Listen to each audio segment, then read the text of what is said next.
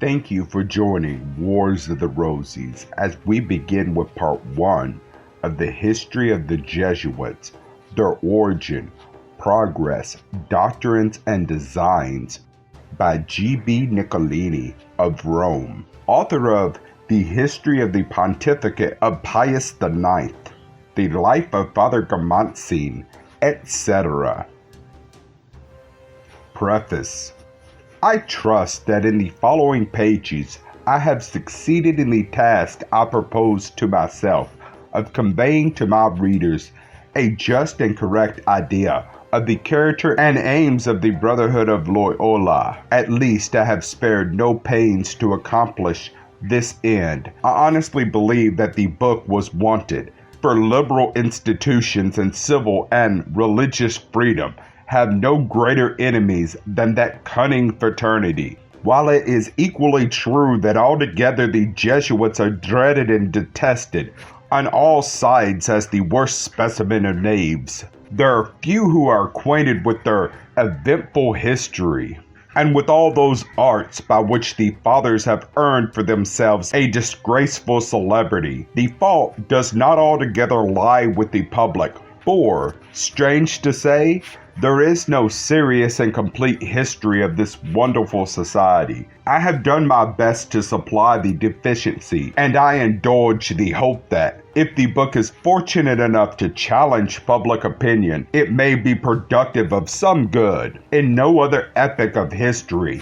certainly, have the Jesuits been more dangerous and threatening for England than in the present. I am no alarmist. I refuse to believe that England will relapse under the papal yoke and return to the darkness and ignorance of the Middle Ages, because some score of citizens pass over to the Romish communion. But at the same time, I do believe that many bold and less reflective persons make too light of the matter, and are wrong in refusing to countenance vigorous measures, not for religious persecution, but to check the insolence and countermine the plots of these audacious monks. It is true that there exists a great difficulty in deciding what measures are to be adopted for accomplishing this end. It is repugnant, doubtless, to a liberal and generous mind. It is unworthy of a free and great nation to persecute any sect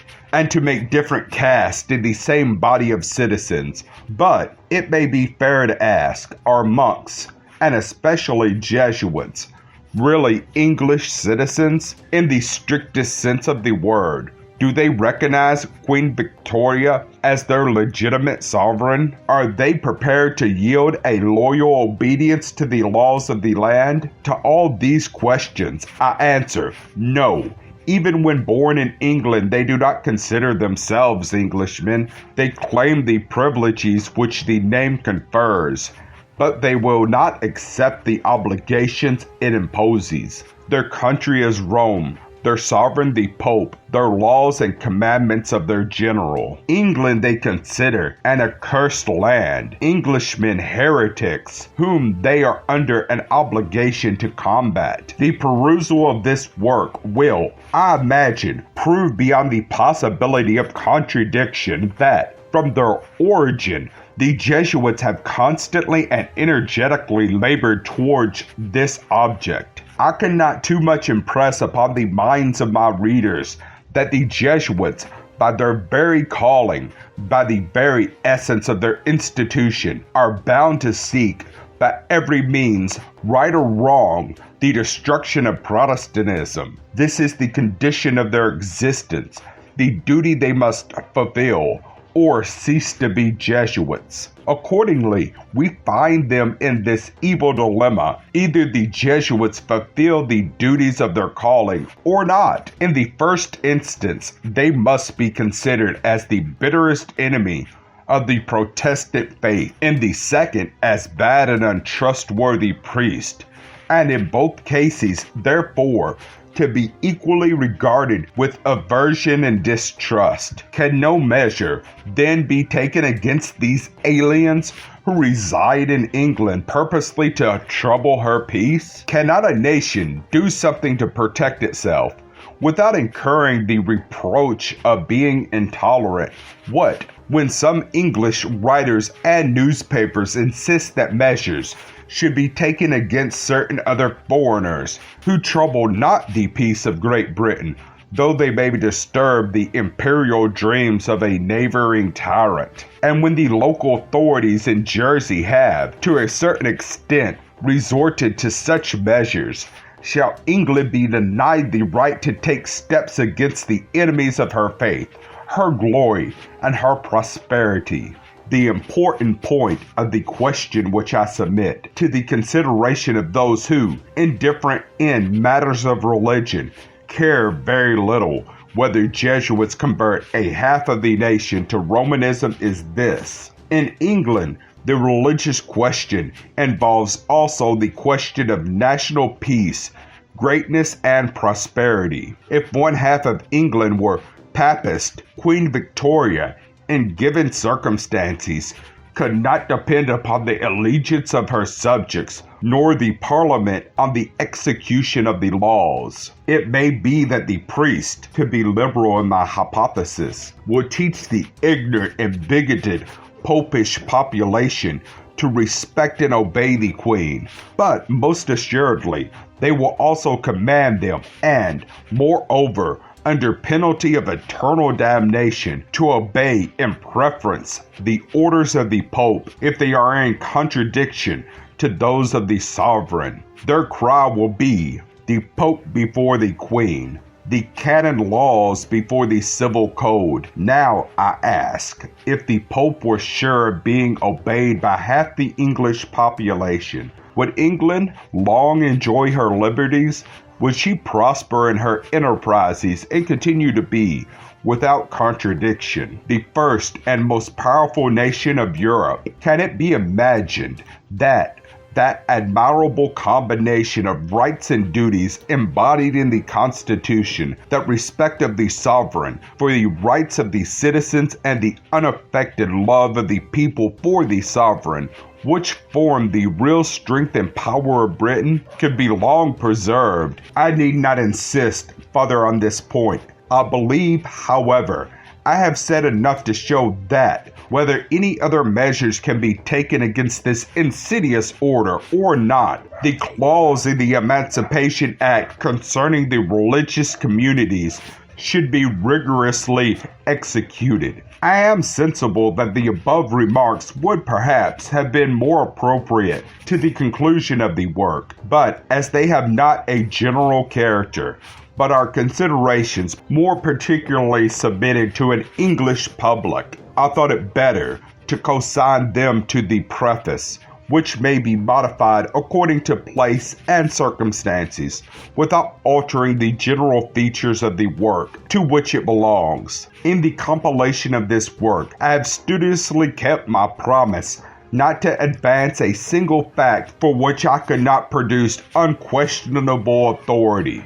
And while I expect that my deductions will be impugned, I can safely defy anyone to contradict the facts upon which they are based. When I have quoted original authors on the authority of others, I have never done so without asserting, by my own inspection or by that of friends, when the works were not to be had here, that the quotations were correct. I have entered somewhat minutely into detail the first part of the history, partly, perhaps, a little influenced by the interminable prolixity of the Jesuit authors I consulted, and partly because I deemed it necessary, in order that my readers might form a correct idea of the mechanism, the principles, and the proceedings of the society. Once persuaded that the reader was acquainted with the acts and ways of the fraternity, I have abandoned detail and given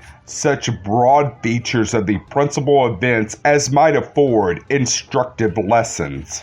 I have endeavored to reject from the narrative all that is extraneous to the subject. I have overlooked embellishments. I do not claim the merit of being an elegant or eloquent writer, still less in a language which is not my own, and in which I was often at a loss to express my ideas. But I must confess that I have some hope that in the eyes of an indulgent reader, the consequences I have deduced from the facts will be found to be logical, the language intelligible, and the work not altogether wanting in order. In the course of the publication, I have received many letters, some friendly, others insulting, but as they were all anonymous, I could not answer neither. In any case, I should only have answered my friends and thanked them for their advice. While in regard to the second class of my correspondence, even although the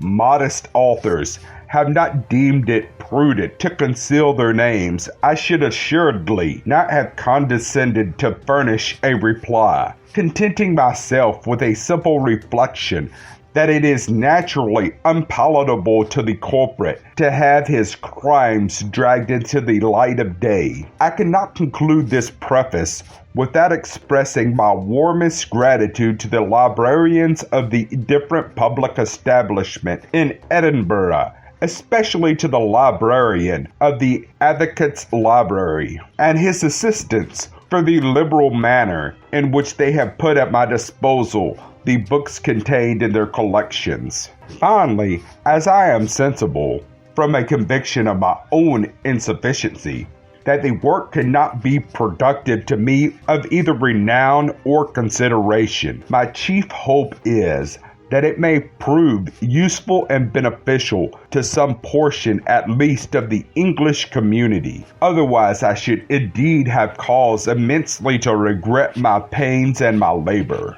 Edinburgh, December 4th, 1852. Introduction. When I first intimated to some of my friends my intention of writing the history of the Jesuits, most of them dissuaded me from the enterprise as from a task too difficult. I am fully aware of all the difficulties I have to encounter in my undertaking. I am sensible that to write a complete and detailed history of the Jesuits would require more time and learning than I have to bestow. Neither could such a history be brought within the compass of 600 or 700 pages. It will be my endeavor, however, to give us an accurate narrative of facts and an outline of the principal members of the order.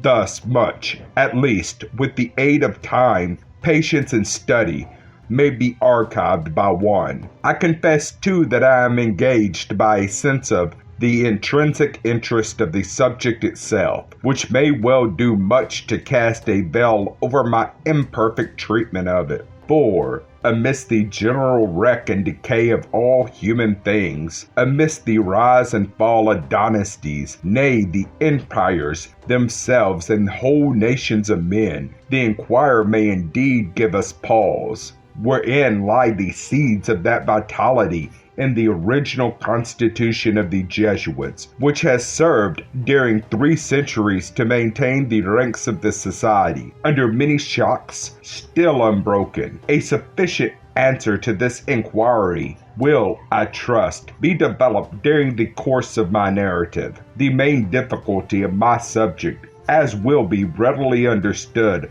lies in the discovering and delineating the true character of the Jesuits. For, take the Jesuits for what he ought or appears to be, and you commit the greatest of blunders. Draw the character after what the Jesuits seem to be in London, and you will not recognize your portrait in the Jesuit of Rome. The Jesuit is the man of circumstances, despotic in Spain, constitutional in England, republican in Paraguay, bigot in Rome, idolater in India. He shall assume and act out in his own person, with admirable flexibility, all those different features by which men are usually to be distinguished from each other. He will accompany the gay woman of the world to the theater, and will share in the excesses of the debauchee. With solemn countenance he will take his place by the side of the religious man at church, and he will revel in the tavern with the glutton and the sot. He dresses in all garbs,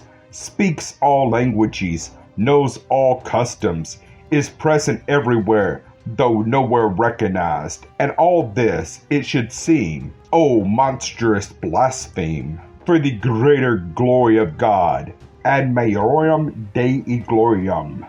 According to my opinion, in order to form a correct estimate of the Jesuits, we must first study their code, and, disregarding its letter, endeavor to discover the spirit in and by which it was dictated. Secondly, we must be ever on our guard against the deception of judging them simply by their deeds, without constant reference to the results flowering from them, for we may rest assured that, in their case, it will be too often found that the fruit which externally may be fair and tempting to the eye yields nothing at its core but foulness and corruption. It is under the guidance of such principles of criticism as these that I shall write my history. My readers, however, must not look to find my book thick sown throughout with nothing but vehement and discriminate abuse against the order. Such is not the vehicle through which, in the judgment of the impartial, I shall be expected to manifest my disapproval. Whenever the occasion for such disapproval shall present itself, it will be my endeavor not to lead astray by any feeling whatsoever, but to give every one his due. Whatever I shall advance against the Jesuits, I shall prove by their own authority or by notorious, incontestable facts. Alas, these will prove to be too numerous and of too dark a character to require the addition of anything that is untrue, and the society numbers among its members too many rogues to prevent its historian,